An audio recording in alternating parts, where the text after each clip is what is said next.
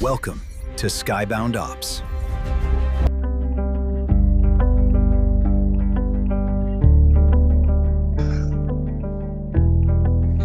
Welcome back to Skybound Ops, everybody. Today's episode is a special one. We're joined by someone who's become one of the most trusted transformation voices in MRO and the aerospace world at that. It's Monica Badra, founder of Aero Next Gen. I think she's she's doing a lot of good work. She's very strategic, and she is one of the rare leaders, I think, that can navigate both the shop as well as the boardroom with clarity. And that's as much as I've learned about her in a short period of time. If you guys know who that is, Monica started her journey at Bombardier a while ago. We'll talk about that a little bit later. I learned about Monica a few months back from a mutual acquaintance. Believe it or not, our paths had never crossed. I reached out once or twice. She reached back out, and then we started talking, and I felt that her story is tremendous, and I wanted to have her on the show to talk to us about it a little bit. And just in short, today she leads Aero Next Gen, as I mentioned a minute ago, working with industry names like Safran, Unical, and the list goes on. It's a long list, and it's pretty cool. And one of the main things they do is basically help MROs solve the real operator problems that stall growth or block efficiency and make teams extremely tired. So in this episode, we're going to get into that. So without any further ado, Monica, welcome, welcome, welcome. It's great to have you. Tell us a little bit about you and also tell us where you are calling from today. Ralph, that was the best intro ever. Thank you. I'm calling in from Montreal, Canada. And a bit about me, currently an entrepreneur running Aero Next Gen, been in the aviation industry for over a decade now. And I just love to problem solve. So wherever there's a problem in the industry, I try to get my feet in and solve it. And that's what we're doing today.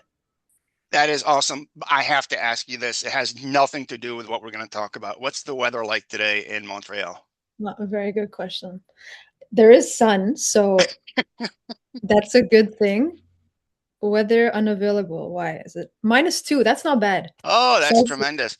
See, I Celsius. say that I spoke to somebody a couple of days ago after complaining about Florida weather, and they reminded me that they were somewhere where it was a -4 degrees. And it sort of shut me up, but as a Floridian, I'm always going to complain about the weather no matter what. Unless you didn't know, when it goes to 70, we think it's freezing. But that's a product of where we are. I have no Um, problem.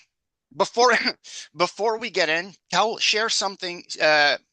Think about something that this week that you did that you look at it as a small win. What did that look like? Oh, actually, this week we got a industry veteran to join us as an advisor on to run the European side of the business. Oh So wow, that was a huge compliment, one, to the business and just reinforcement of what we're trying to do and build. So yeah, that was pretty cool. That was a good that win. is that is awesome. I'm glad I asked that question. It's not something I typically ask, and I'm glad it worked out. Um, Tell us a little bit about where you came up. Let me give you an example of what I mean. So your love for aviation, as we mentioned before, I think it started at Bombardier. Number one, did it really start there, or were there things that happened that led you there and ultimately led you to sort of branch out from there? So I studied finance. Never in my life even pondered the idea of being in the aviation space. But through my university, I joined this co-op program, which let us do a bunch of internships before we graduated. Ended up getting into Bombardier, and at the time they were just about to start their transformation that McKinsey was running alongside them. And I think I just got like a high on how interesting. Well, one, you're in Bombardier, so you have exposure to the airframer side, the parts trading side, the maintenance facilities, leasing, cost by the hour programs. Like, it's a whole school of aviation. But then also the fact that it was in the middle of the transformation, is in the middle of the action. And I think I really just got an addiction to that. And then at the end, the industry, although it's huge, the community is quite small, and I built a network over the last few years. So yeah, it's one that you could, if you're useful and you have something to offer, you could reuse with whatever you come up with. So yeah, that's why I'm still here. You know, it's funny, we've talked about this briefly before. This isn't about me, but I can relate. I started actually in psychology, as I've shared before. I went into finance and then sort of fell, half, as they say, half-ass backwards into aviation in 2007, and that was supposed to be temporary, but 20 years later, still going. So there's something about this industry, and I sort of relate to what you really talked about. But going back to, so you took the role, whatever role it was, or however it was when you started at Bombardier, you fell in love with it. You could have gone strictly to the repair side. You could have gone strictly to the supply side, but I think you took a road that has a lot to do with transformation and helping that company and probably companies ever since see things in a new way, try things in a new way, and sort of go outside the box. Is that relatively accurate? And what do you think drove you there, if it is?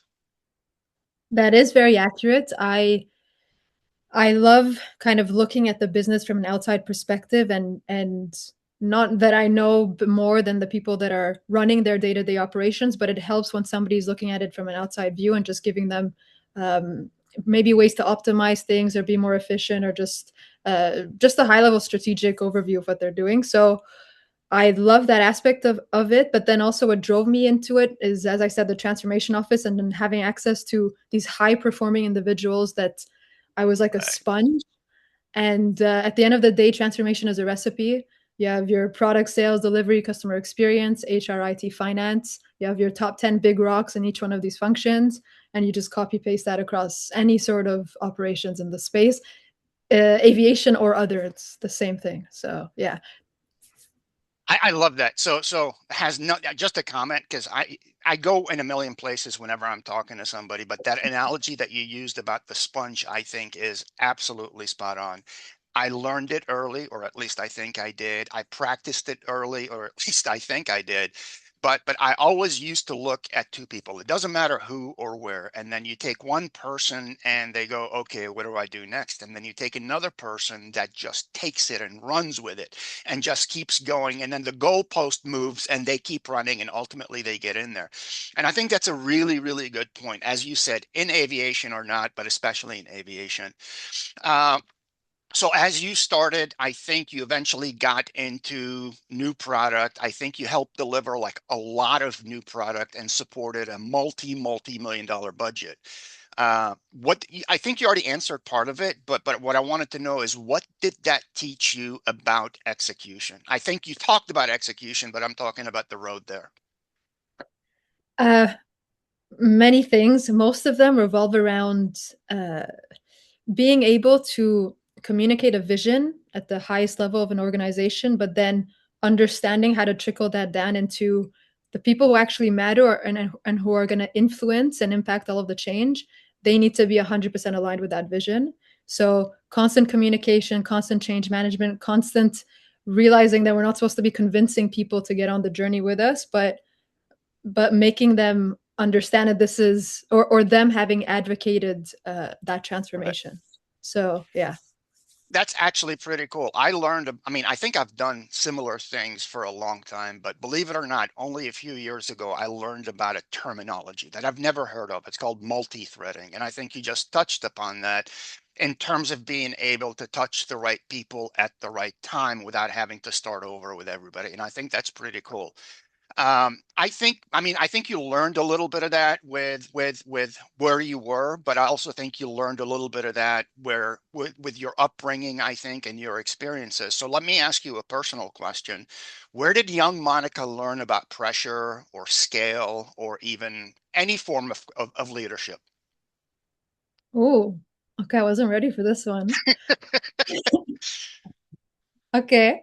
Um, so background, my both my parents are from Lebanon. They both left from the Civil War, came here, started over with nothing. And I'm the eldest of three kids. So the way I kind of operate my life, and maybe this has to do with leadership and all of that, but the way I kind of operate is, if I look at my parents as just two individuals and not my parents, it's almost not fair, the cards that I was dealt versus them.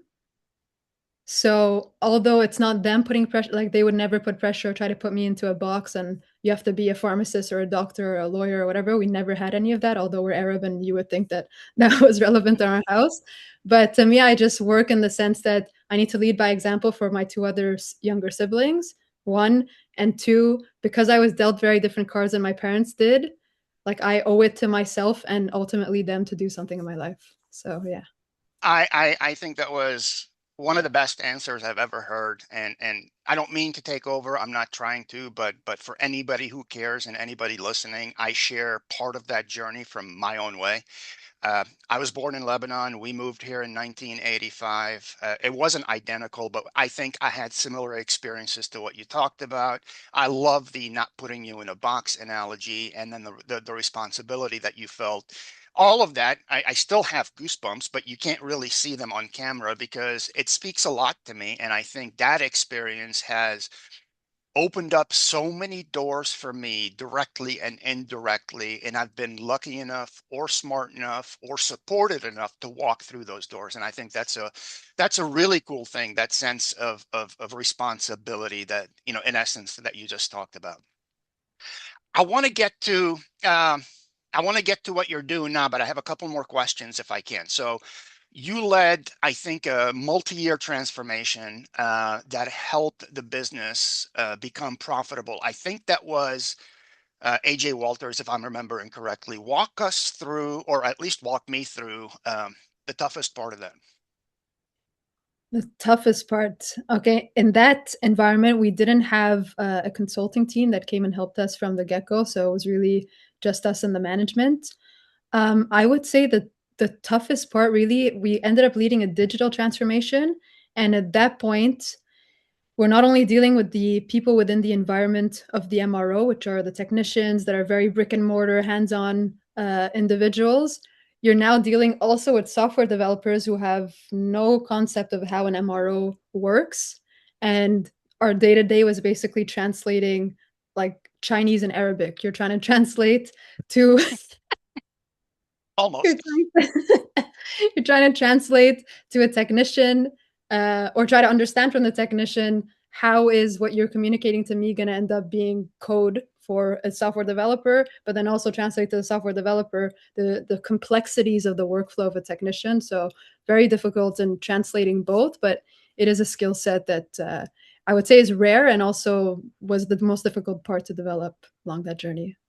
Uh, it was 2013 or 2014 for me, and when I think the first time I heard the term digital transformation, and I think for the next couple of years, and I'm embarrassed to admit this, but I think for the next couple of years, the way I envisioned digital transformation was only digitizing stuff, and that was my understanding for a year and a half or 2 years. And I think I've evolved from there, but I can relate to that part. So you aimed. The point I'm trying to get at is I think you aimed to make AJ Walters a paperless MRO. What did digital transformation actually look like from the inside? It was hard. It was very hard. Um, Lots of projects that we ended up starting and then they stopped at the inception phase, we'll say. We tried to do RFID asset tracking. We implemented a pricing model, which is until now, there's no repair facility who's capable of automating their pricing, which this facility now does. Wow. We tried to build an in-house streamlined version of an ERP, but it really was an interface that sat on top of the ERP that the team was using. So lots of in-house developments going in parallel. I would say that I later found out that there was a bunch of other solutions on the market that were doing very similar things that we didn't know about or weren't advertised enough to us, which then led me to Aero Next Gen, which is my business today. But yeah, lots of learning and discoveries, and yeah. There's a lot. I'm amazed. Like, as I said a minute ago, it's almost 20 years I've been in aviation, aerospace, and defense. For the first part, it was more A&D concentrated, but overall, a big aviation bent, especially over the last 2 or 3 years. And it's amazing what you just said in terms of what people know or don't know or think they know versus the things that didn't hear. So that was really pretty cool. But I'm glad you got into what you're doing right now because that's exactly what I was going to next. So I think the best way for me to put this, I guess, in terms of what I'm asking, I believe that you're building a digital solution that is touching a lot of big names. I mean, we talked about a couple of them at the beginning, and more. What was the gap? What did you see that said to you, you know what, Monica, let's go build this? Okay, I have like a long-winded answer, but I'm going to try to go Sure. short. So there's two different perspectives on this. One is because I had the experience of running a digital transformation and building a bunch of in-house solution because we didn't know what existed on the market. That's why I built Aero Next Gen. So Aero Next Gen is basically a matching platform. So any aviation company that's looking to implement new software, looking for a specific type of services, they could go and run a quiz on our platform, and they immediately get matched to vendors that offer that specific solution, but more importantly, that are designed for their specific type of operations. As you know, an airline operates differently than an engine MRO, than a component MRO, Right. than a distributor, blah, blah, blah. So it's really purpose built for that sort of environment. So that's the first part of the answer. The second part is that what we coined, or this European advisor that I talked about before, coins the effectiveness gap. So all vendors at the beginning of their product life cycle, they spend a fortune in what we call almost wasted marketing dollars. Mm-hmm. And then you have the aviation company who is not yet ready to implement a new solution or find or look or doesn't understand their pain points yet. And all the wasted dollars eventually go down, but then eventually there's a trigger point where the aviation guy needs a Right. solution, and that's when they meet. So that's where Aero Next Gen is Okay. we're that That trigger point that where intersection point. Yeah, like the Venn exactly. diagram. Yeah. Yes. My God, I love that you got that. Okay. So we're at the point where when you need a solution, you go on our platform, we match it to it, Yeah. and we're arguably at a much less cost structure than what these vendors are paying in on their marketing ads and so on.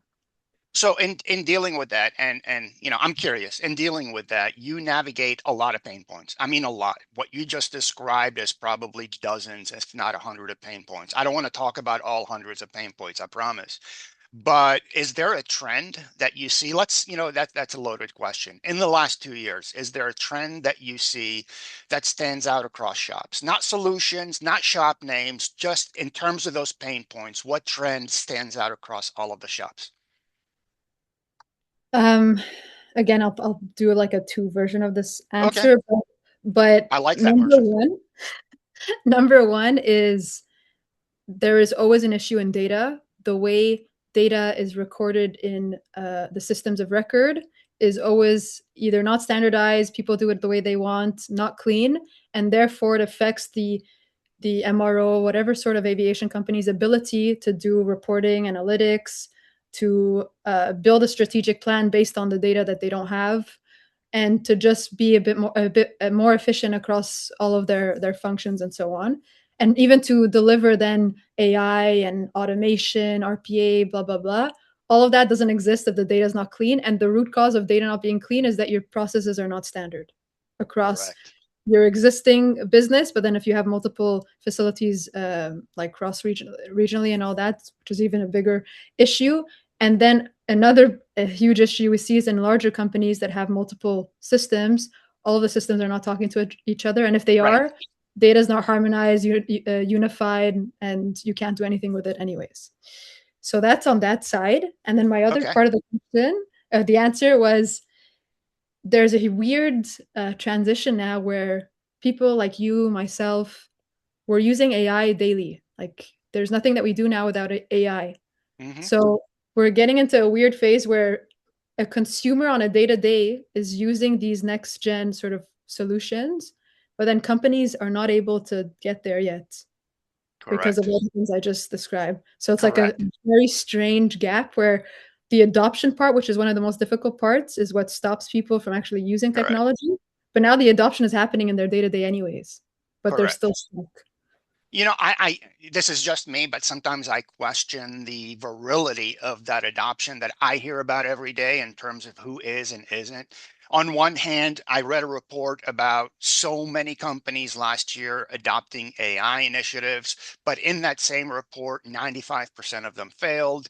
I read another report that talked about something similar, but backwards. And there's a lot of information coming on. And you're right. You sort of nailed this on the head. It's the structure, it's the data, and it's the communication. And I'll share something with you personal. For me, even though it's so easy to see that right now, for me, for the longest time, it was one of the hardest things to see.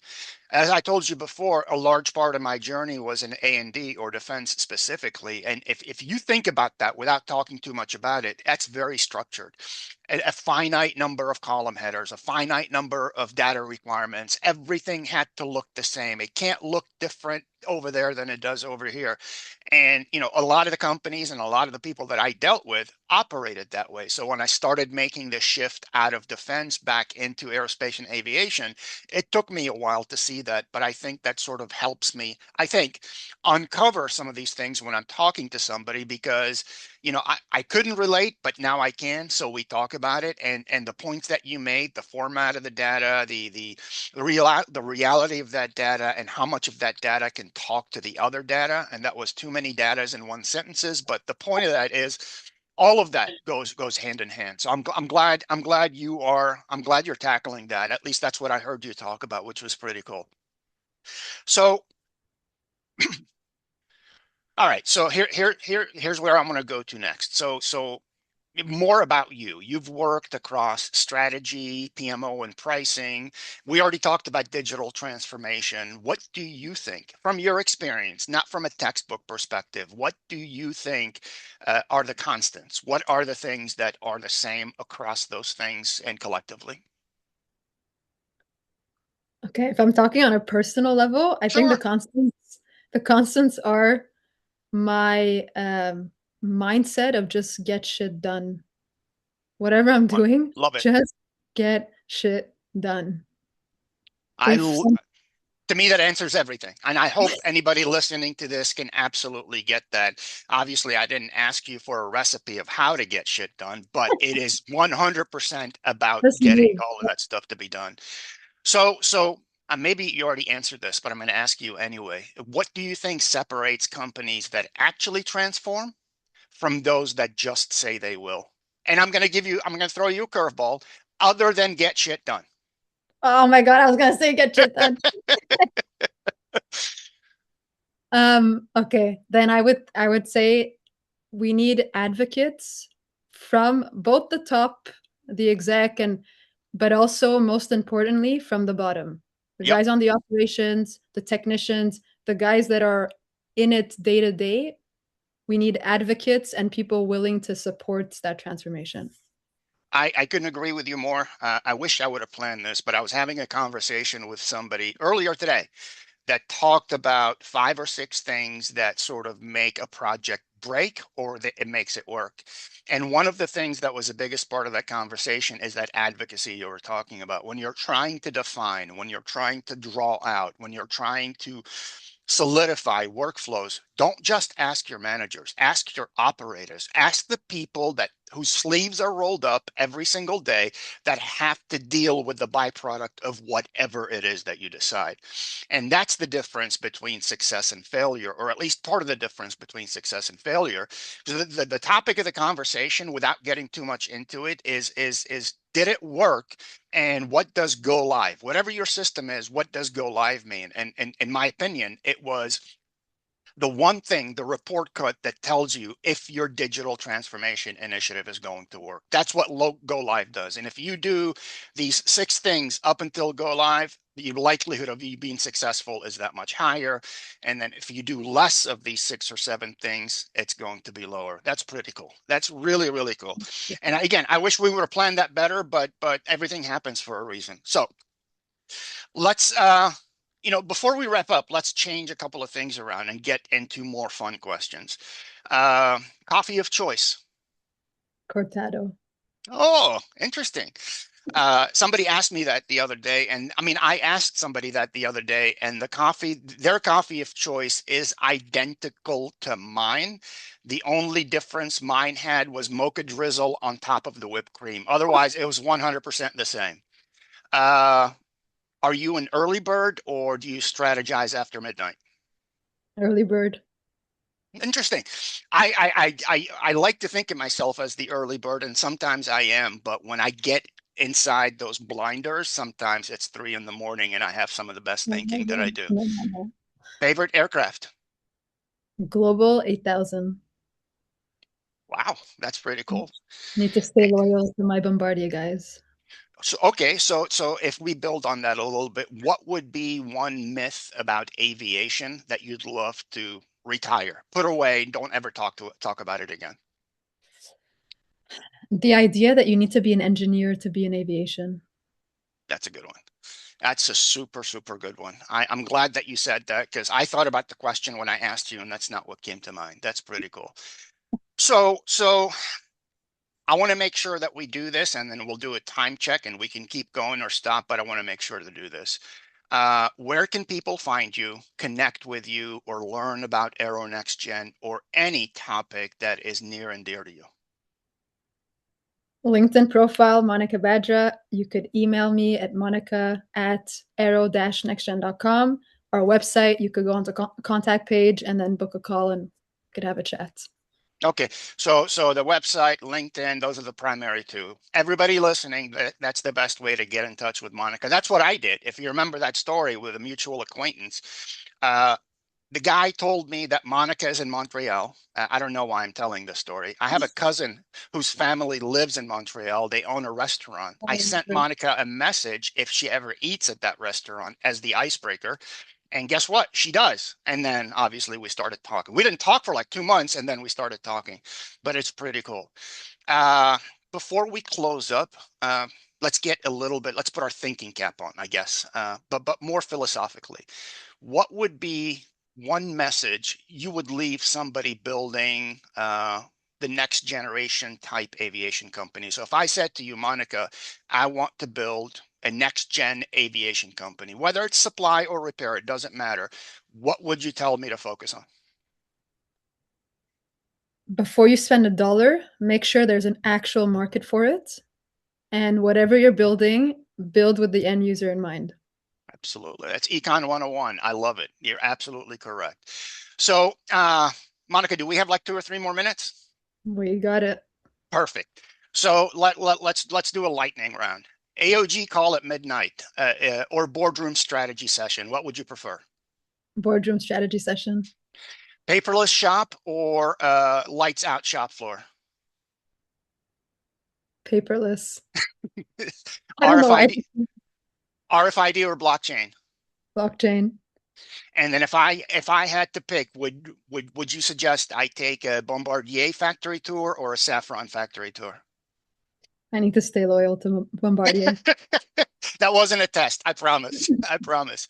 And then last question I have for you. If somehow it worked out that you can take the next 30 days off, get unplugged from the world, and just go do what Monica wants to do, where would it be in the world and why? St. Martin, just because it's the place we go to since we were kids. So very like a family-driven place. Or Lebanon. It's been a while since we've been, and yeah, things are picking up, hopefully. I relate to both. Mine is pretty normal. Mine is the Keys, the Florida Keys, because that's where I've been going for a long time. It's not because it's great, and it's not because it's not great. It's because it's familiar, and I'd love to go back one of these days too. That is really, really cool, and I'd love to do that. Everybody, I mean, not everybody, sorry. Monica, thank you so much for your time, and everybody, thank you for listening. I thoroughly enjoyed this conversation. I know I'm struggling to find words right now, but the bottom line is I thoroughly enjoyed this conversation. As I told you at the beginning, I was a little bit nervous, but I often do before I talk with somebody, but you helped make that go away almost immediately. So I love what you're doing. I love where you came from, and I hope to be a part of where you're going. I wish you all the best, and I want to thank you again for being part of the show. Thank you so much, Ralph. This was awesome. Thank you. All right. Bye, everybody. Bye, Monica.